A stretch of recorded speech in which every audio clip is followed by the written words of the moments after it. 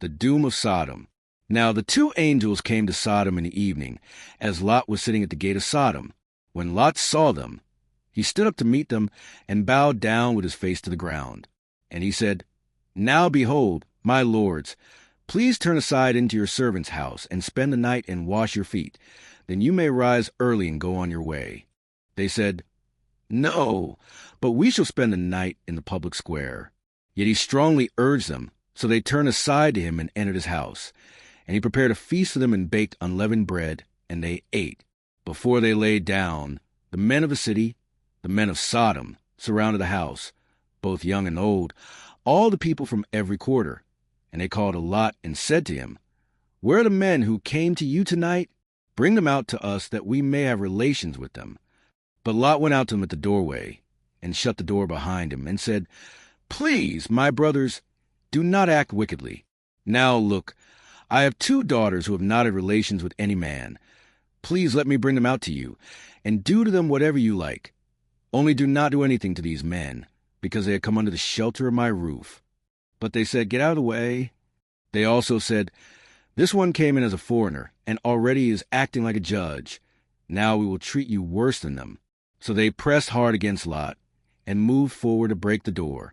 But the men reached out their hands, and brought Lot into the house with them, and shut the door. Then they struck the men who were at the doorway of the house with blindness, from the small to the great, so that they became weary of trying to find the doorway. Then the 2 men said to Lot, Whom else do you have here? A son-in-law and your sons and daughters, and whomever you have in the city, bring them out of the place. For we are about to destroy this place, because their outcry has become so great before the Lord that the Lord has sent us to destroy it. So Lot went out and spoke to his sons-in-law, who were to marry his daughters, and said, Up, get out of this place, for the Lord is destroying the city. But he appeared to his sons-in-law to be joking. When morning dawned, the angels urged Lot, saying, Up, take your wife and your 2 daughters who are here, or you will be swept away in the punishment of the city. But he hesitated. So the men grasped his hand and the hand of his wife and the hands of his 2 daughters, because the compassion of the Lord was upon him. And they brought him out and put him outside the city. When they had brought them outside, one said, Escape for your life. Do not look behind you, and do not stay anywhere in the surrounding area. Escape the mountains, or you will be swept away. But Lot said to them, Oh no, my lords. Now behold, your servant has found favor in your sight, and you have magnified your compassion, which you have shown me by saving my life. But I cannot escape to the mountains, for the disaster will overtake me, and I will die.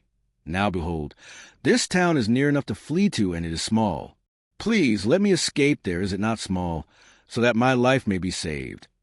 And he said to him, Behold, I grant you this request also, not to overthrow the town of which you have spoken. Hurry, escape there, for I cannot do anything until you arrive there. Therefore the town was named Zor. The sun had risen over the earth when Lot came to Zor. Then the Lord rained brimstone and fire on Sodom and Gomorrah from the Lord out of heaven, and he overthrew those cities, and all the surrounding area, and all the inhabitants of the cities, and what grew on the ground. But Lot's wife from behind him looked back, and she became a pillar of salt. Now Abraham got up early in the morning, and went to the place where he had stood before the Lord.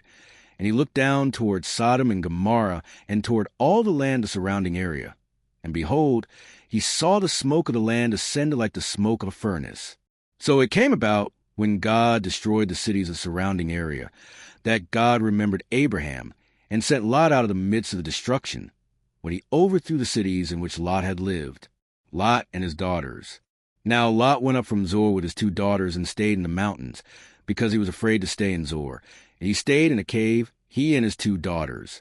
Then the firstborn said to younger, Our father is old, and there is not a man on earth to have relations with us, according to the custom of all the earth. Come, let's make our father drink wine, and let's sleep with him so that we may keep our family alive through our father. So they made their father drink wine that night, and the firstborn went in and slept with her father. And he did not know when she lay down or got up. On the following day, the firstborn said to younger, Look, I slept last night with my father. Let's make him drink wine tonight too. Then you go in and sleep with him, so that we may keep our family alive through our father. So they had their father drink wine that night too, and the younger got up and slept with him.